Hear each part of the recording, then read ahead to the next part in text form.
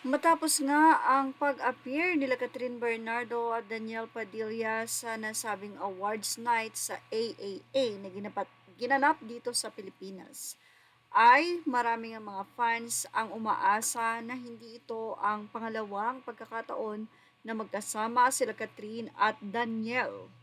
Well, talaga namang sobrang nabusog ang mga mata ng mga fans sila Catherine at Daniel dahil 2 araw na magkasunod na magkasama ang mag-ex na kasintahan.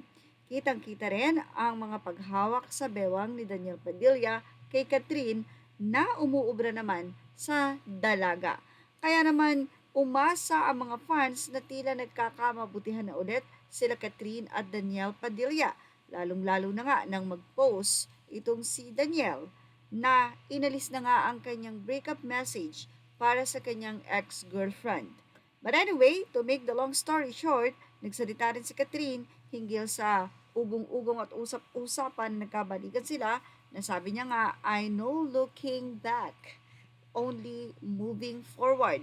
Yan nga ang ibinahagi ni Catherine Bernardo.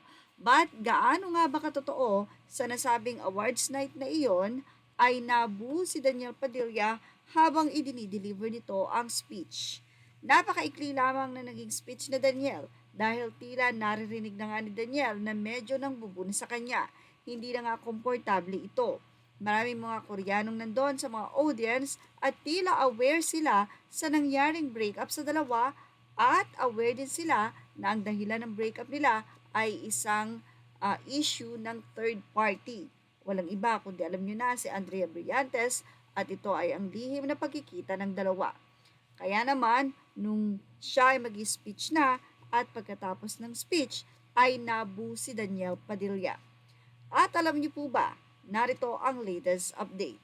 You're now watching Showbiz Now, your daily showbiz update.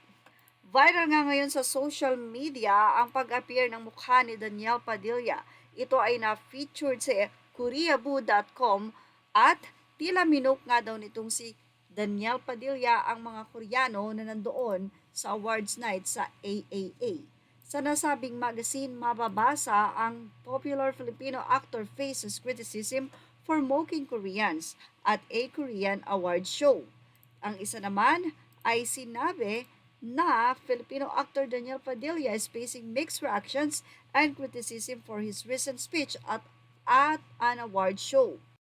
Anyway, si Daniel Padilla kasi ay may pagkamaangas talaga ang dating. Tila nangaangasan nga kay Daniel ang mga nasabing nasa crowd at talaga namang dinig na dinig ang pangbubu.